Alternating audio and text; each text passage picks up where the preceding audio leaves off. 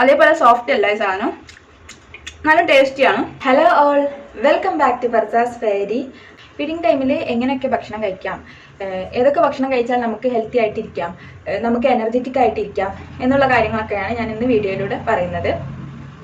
First എല്ലാവരും പറയുന്ന കാര്യം തന്നെയാണ്, ഇപ്പോൾ സെലിബ്രിറ്റീസ് ആണെങ്കിലും നമ്മളുടെ ഒരു ബ്യൂട്ടി നിലനിർത്താൻ വേണ്ടിയിട്ടും ചെറുപ്പം നിലനിർത്താൻ വേണ്ടിയിട്ടും നല്ല പ്രോപ്പറായിട്ടുള്ള ഡൈജഷൻ ലഭിക്കാൻ വേണ്ടിയിട്ടും ആരോഗ്യം ലഭിക്കാൻ വേണ്ടിയിട്ടും പിന്നെ നല്ല രോഗങ്ങളില്ലാതിരിക്കാൻ വേണ്ടിയിട്ടൊക്കെ എല്ലാവരും പറയുന്ന ഒരു സംഭവം, മെയിനായിട്ടുള്ളൊരു സംഭവമാണ്. നമ്മൾ കേട്ട് മടുത്തൊരു കാര്യമാണ്.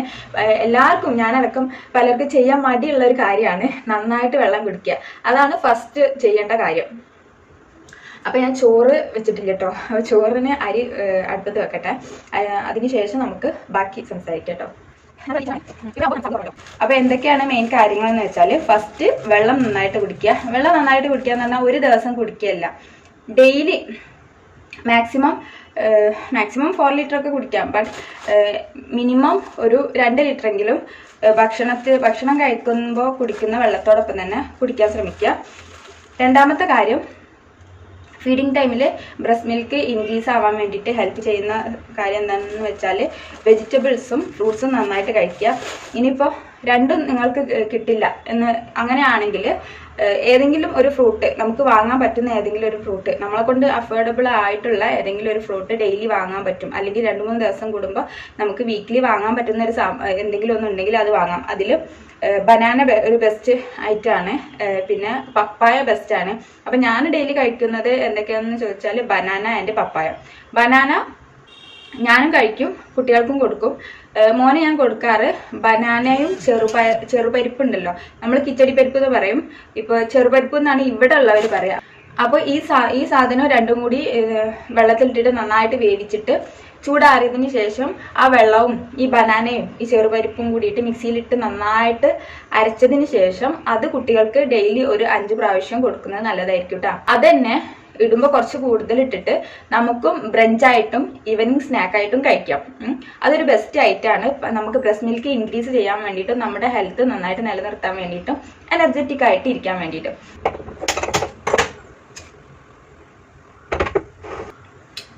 അപ്പൊ നമ്മൾ ചോറിനുള്ള വെള്ളം അടുപ്പത്ത് വെച്ചിട്ടുണ്ട്. പഴം ഞാനിതാ ഇവിടെ പുഴുങ്ങിയ ബാക്കിയാണ് കേട്ടോ, മോനുള്ളത് പുഴുങ്ങി അരച്ചിട്ട് ഞാൻ ഫ്രിഡ്ജിൽ വെച്ചിട്ട്. ഇത് എനിക്ക് ബ്രഞ്ചായിട്ട് കഴിക്കാനുള്ള പഴമാണ്. അപ്പൊ പലർക്കും പ്രോപ്പറായിട്ട് ഫുഡ് കിട്ടാത്തവരുണ്ടാവും ഫീഡിങ് ടൈമിൽ. അങ്ങനെയുള്ളവർ ഇഷ്ടം പോലെ ഉണ്ട്, എനിക്കറിയാം.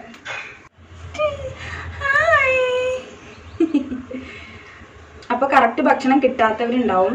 കിട്ടാത്തതിന് കാരണം പലതും ഉണ്ടാവും, പല കാരണങ്ങളും ഉണ്ടായിരിക്കും. ഫിനാൻഷ്യലി പ്രശ്നമായിരിക്കും, അല്ലാത്ത പ്രശ്നം കാരണം ഒക്കെ കറക്റ്റ് ഫീഡിങ് ടൈമിൽ പ്രോപ്പറായിട്ട് ഭക്ഷണം കഴിക്കാൻ പറ്റാത്തവരുണ്ടാവും. എന്നാൽ ഭക്ഷണം ഉണ്ടായിട്ടും കഴിക്കാത്തവരും ഉണ്ടാവും, കഴിക്കാൻ മടി കാണിക്കുന്നവരുണ്ടാവും. ഈ 2 കാറ്റഗറിയിലുള്ളവർക്കും ഉണ്ടാകുന്ന ഒരു പ്രശ്നം എന്താണെന്ന് വെച്ചാൽ, കുട്ടികൾക്ക് എപ്പോഴും അസുഖം വന്നുകൊണ്ടേയിരിക്കും. നമ്മൾ കറക്റ്റ് ഭക്ഷണം കഴിച്ചിട്ടില്ലെങ്കിൽ നമ്മുടെ വയറ്റിൽ പല പ്രോബ്ലംസ് വരും. അസിഡിറ്റി, ഗ്യാസ് ട്രബിള്, പല പ്രോബ്ലംസും.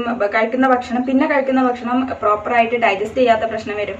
അങ്ങനെ ഉണ്ടാകുമ്പോൾ കുട്ടികൾക്ക് വയറിന് പ്രശ്നം വരും, പലതരത്തിലുള്ള അസുഖങ്ങൾ വരും. അപ്പോൾ അതുമായി ബന്ധപ്പെട്ട് നമ്മൾ എപ്പോഴും ഹോസ്പിറ്റലിൽ പോകേണ്ട ഒരു അവസ്ഥ ഉണ്ടാവാറുണ്ട്. അപ്പൊ ഇങ്ങനെയുള്ളവരോട് എനിക്ക് പറയാനുള്ളത്, ഇടയ്ക്കിടയ്ക്ക് ഫീഡിങ് ടൈമിൽ, അല്ലാത്ത സമയത്ത് നമ്മൾ കഴിച്ചില്ലെങ്കിലും പ്രശ്നമില്ല, ഫീഡിങ് ടൈമിൽ എങ്ങനെയെങ്കിലും എന്തെങ്കിലുമൊക്കെ കഴിക്കാൻ ശ്രമിക്കുക. നല്ല ഫുഡ് എന്തെങ്കിലും കഴിക്കാൻ ശ്രമിക്കുക. അങ്ങനെയാണെങ്കിൽ നമ്മുടെ ഹെൽത്തിനും കുട്ടികളെ ഹെൽത്തിനും ബെറ്റർ ആയിരിക്കും കേട്ടോ. പിന്നെ എനിക്ക് പറയാനുള്ളത്, മാക്സിമം റിലാക്സ് ആയിട്ടിരിക്കുക, അധികം സ്ട്രെസ്ഫുൾ ആവാതിരിക്കുക. അങ്ങനെ സ്ട്രെസ്ഫുൾ ആകുമ്പോൾ അതും നമ്മുടെ ഫീഡിങ്ങിനെ ബാധിക്കും. നമുക്ക് നമ്മുടെ ബ്രസ്റ്റ് മിൽക്ക് റെഡ്യൂസ് ചെയ്തിട്ട് അത് കുഞ്ഞുങ്ങൾക്കും അത് ബാധിക്കും. അപ്പോൾ എനിക്ക് ഫസ്റ്റ് പ്രഗ്നൻസി അല്ല, ഫസ്റ്റ് ഫീഡിങ് ടൈം, എൻ്റെ ഫസ്റ്റ് ചൈൽഡിൻ്റെ ഫീഡിങ് ടൈമിൽ എനിക്ക് ഈ ഒരു സ്ട്രെസ്ഫുൾ ആയിട്ടുള്ള ഒരു സിറ്റുവേഷൻസ് ഉണ്ടായപ്പോൾ നന്നായിട്ട് മിൽക്ക് കുറഞ്ഞൊരു അവസ്ഥ ഉണ്ടായിരുന്നു. അപ്പോൾ ആ ഒരു അവസ്ഥ വന്നത് കാരണം അത് കുഞ്ഞിനെയും ബാധിച്ചിട്ടുണ്ടായിരുന്നു. ഇപ്പോഴാണെങ്കിലും നമ്മൾ ടെൻഷൻ അടിക്കുമ്പം മിൽക്ക് കുറയുന്ന സിറ്റുവേഷൻസ് ഉണ്ട്. അപ്പോൾ അങ്ങനെയുള്ള സിറ്റുവേഷൻസ് വരാതിരിക്കണമെങ്കിൽ അപ്പോഴും നമ്മൾ തന്നെ നന്നായിട്ട് കെയർ ചെയ്യണം, നന്നായിട്ട് ശ്രദ്ധിക്കണം. മെന്റലി ഫിസിക്കലി ഒക്കെ നമ്മളെ തന്നെ നന്നായിട്ട് കെയർ ചെയ്യണം. എനിക്ക് പറയാനുള്ളത് ലാസ്റ്റ്, അത് ഒരു ഇമ്പോർട്ടൻ്റ് ആയിട്ടുള്ള കാര്യം തന്നെയാണ്, അത് ഞാൻ മറന്നുപോയിട്ടാ. ഡൈജസ്റ്റീവ് എൻജിൻസ് എടുക്കുക. ഭക്ഷണം കഴിച്ചതിന് ശേഷം അല്ലെങ്കിൽ ഭക്ഷണത്തിന്റെ കൂടെ അതെന്താണെന്ന് വെച്ചാൽ ഈ ജീരകം, ചെറുനാരങ്ങ, സോഡ, പിന്നെന്താ അങ്ങനെയുള്ള ദഹിക്കാൻ വേണ്ടിയിട്ടുള്ള സാധനങ്ങൾ നമ്മൾ കഴിക്കുന്നത് ബെസ്റ്റ് ആയിരിക്കും കേട്ടോ. ഞാൻ ഡെയിലി ഒരു പിടി വെളുത്തുള്ളി കഴിക്കാറുണ്ട്. ആ വെളുത്തുള്ളി ഞാൻ വറവിട്ടോ അല്ലെങ്കിൽ കറിയിലിട്ടിട്ടോ എങ്ങനെയെങ്കിലും കറിയിൽ വറവിട്ട് ഒഴിച്ചിട്ടോ നമുക്ക് കഴിക്കാൻ പറ്റുന്ന രീതിയിൽ ആക്കിയിട്ട് ജസ്റ്റ് കഴിക്കുകയാണെങ്കിൽ നമുക്ക് ബ്രസ്റ്റ് മിൽക്ക് ഇൻക്രീസ് ചെയ്യാൻ ഹെൽപ്പ് ചെയ്യും. നമ്മുടെ ഗട്ട് പ്രോപ്പറായിട്ട് ഡൈജസ്റ്റ് ചെയ്യും. നമ്മൾ കഴിക്കുന്ന ഭക്ഷണം നമ്മുടെ കുട്ടികൾക്ക് വയറിന് പ്രോബ്ലംസ് ഉണ്ടാവില്ല. അങ്ങനെയുള്ള കുറച്ച് ബെനിഫിറ്റ്സ് ഉണ്ട്. അപ്പോൾ ഡൈജസ്റ്റീവ് എൻസൈംസ് മസ്റ്റ് ആയിട്ടും കഴിക്കണം. എപ്പോഴൊക്കെ കഴിക്കേണ്ടത് വെച്ചാൽ ഭക്ഷണത്തിന് ശേഷമോ അല്ലെങ്കിൽ ഭക്ഷണത്തിന്റെ കൂടെയോ നമുക്ക് കഴിക്കാം. അപ്പോൾ ഫസ്റ്റ് നന്നായിട്ട് വെള്ളം കുടിക്കാം. സെക്കൻഡ് നല്ല ഫുഡ് കഴിക്കുക. നല്ല ഫുഡ് എന്ന് പറയുമ്പോൾ വെജിറ്റബിൾസ്, ഫ്രൂട്ട്സ്, പിന്നെ നമുക്ക് ചിക്കനൊക്കെ ബെസ്റ്റ് ആണ് കേട്ടോ. ചിക്കൻ കഴിച്ചാലൊന്നും ഒന്നും ഉണ്ടാവില്ല. ചിക്കൻ കഴിക്കുന്നതൊക്കെ ഭയങ്കര എന്താ പറയുക, ശരീരത്തിന് ഹാനികരമാണെന്നൊക്കെ പറയും. അങ്ങനെയാണെങ്കിൽ എന്ത് കഴിച്ചാലും പ്രോബ്ലംസ് ഉണ്ടാവും.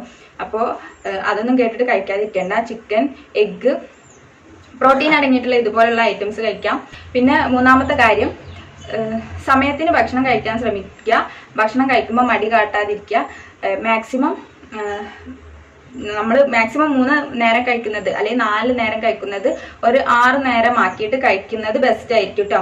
അത് നമ്മുടെ എനർജി ഇൻക്രീസ് ചെയ്യും. നമുക്ക് നന്നായിട്ട് എനർജിയും നല്ല ഹെൽത്തും കിട്ടും കേട്ടോ. അത് ആ ഒരു ഭക്ഷണ രീതി കൊണ്ട് നമ്മൾ ഹെൽത്ത് ബെറ്റർ ആയിട്ടേ വരുള്ളൂ, മോശമാവില്ല. പിന്നെ നാലാമത്തെ കാര്യം, മെന്റലി എപ്പോഴും സ്ട്രോങ് ആയിട്ടിരിക്കുക, പീസ്ഫുൾ ആയിട്ടിരിക്കുക, എപ്പോഴും കാം ആൻഡ് ക്വയറ്റ് ആയിട്ട് ഇരിക്കാൻ ശ്രമിക്കുക. അതും നമ്മുടെ ഹെൽത്തിനെയും നമ്മളുടെ കുട്ടിയുടെ ഹെൽത്തിനും ബെറ്റർ ആണ്. അഞ്ചാമത്തെ കാര്യം, ഡൈജസ്റ്റീവ് എൻസൈംസ് എടുക്കാൻ ശ്രമിക്കുക. ഭക്ഷണം കഴിച്ചതിന് ശേഷം എന്തെങ്കിലും ഡൈജസ്റ്റ് ആക്കാൻ സഹായിക്കുന്ന എന്തെങ്കിലും ഒരു ഐറ്റം കഴിക്കുക. എൻ്റെത് ഡ്രൈ സ്കിന്നാണ്. അത് കാരണം ഈ 5 കാര്യങ്ങളും നിർബന്ധമായിട്ടും ഞാൻ മുന്നോട്ട് കൊണ്ടുപോയേ പറ്റുള്ളൂ. അങ്ങനെയാണെങ്കിൽ എനിക്ക് എപ്പോഴും എനർജറ്റിക് ആയിട്ടും ഹെൽത്തി ആയിട്ടും ഇരിക്കാൻ പറ്റുള്ളൂ. അപ്പോൾ ഡ്രൈ സ്കിന്നുള്ളവർ ഓയിൽ സ്കിന്നുള്ളവരെക്കാളും നന്നായിട്ട് കെയർ ചെയ്യേണ്ടത് എന്നെ സംബന്ധിച്ചിടത്തോളം എനിക്ക് പറയാനുള്ളത് ഡ്രൈ സ്കിന്നുള്ളവരാണ്.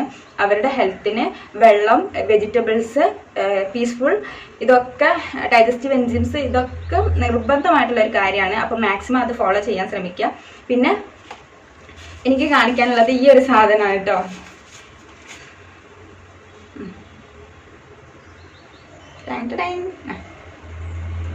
ഇത് എൻ്റെ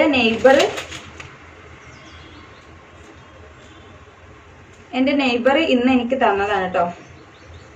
ഷീസ് ഫ്രം തമിഴ്നാടു. അപ്പോൾ അവളെനിക്ക് തന്നൊരു സാധനമാണ്. ഞാൻ ഇതുവരെ കഴിച്ചിട്ടില്ല. എന്നോട് പറഞ്ഞത് പനംകിഴങ്ങ് എന്നാണ് പറഞ്ഞത്. ഫസ്റ്റ് ടൈമാണ് ഇങ്ങനെ ഒരു സാധനം കാണുന്നത്. അപ്പോൾ നിങ്ങൾ ഫസ്റ്റ് ടൈമാണ് കാണുന്നതെങ്കിൽ അല്ലെങ്കിൽ കഴിച്ചിട്ടുണ്ടെങ്കിൽ അതിനെക്കുറിച്ചിട്ട് കമൻറ്റ് ചെയ്യട്ടോ. ഇതെങ്ങനെ കഴിക്കേണ്ടതെന്ന് പറഞ്ഞു തന്നിട്ടുണ്ടായിരുന്നേ.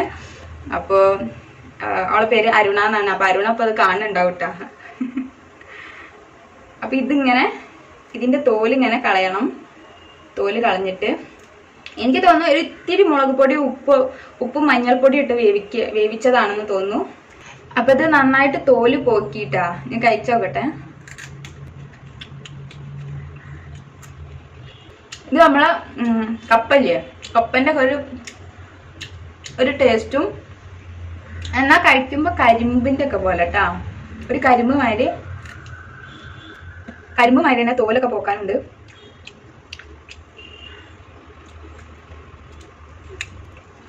അങ്ങനത്തെ ഒരു കഴിക്കുമ്പോഴൊക്കെ നമ്മൾ കരിമ്പ് കഴിക്കില്ല, കരിമ്പിൻ്റെ ഉള്ളിലുള്ള കടിച്ചൊന്നുമില്ല, അതേപോലെ ഉണ്ട്. എന്നാൽ തുപ്പാനൊന്നുമില്ല, അത്ര ഇല്ല തുപ്പാന്. കുറച്ചുണ്ട് ചണ്ടി, കുറച്ച് ചണ്ടി ഉണ്ട്, പക്ഷെ ടേസ്റ്റ് ഉണ്ട്. പക്ഷെ നമ്മൾ ഈ കപ്പ തിന്നുന്നവർക്ക് ഇത് തിന്നുമ്പോൾ ഭയങ്കര ബുദ്ധിമുട്ടായിട്ട് തോന്നൂട്ടാ. അതേപോലെ സോഫ്റ്റ് അല്ല ഈ സാധനം, നല്ല ടേസ്റ്റിയാണ്, രസമുണ്ട് കേട്ടോ. അപ്പോൾ ഇതൊക്കെയാണ് നമ്മൾ ഇന്നത്തെ വീഡിയോ. അപ്പോൾ മോൻ ഉറങ്ങി നീച്ചു.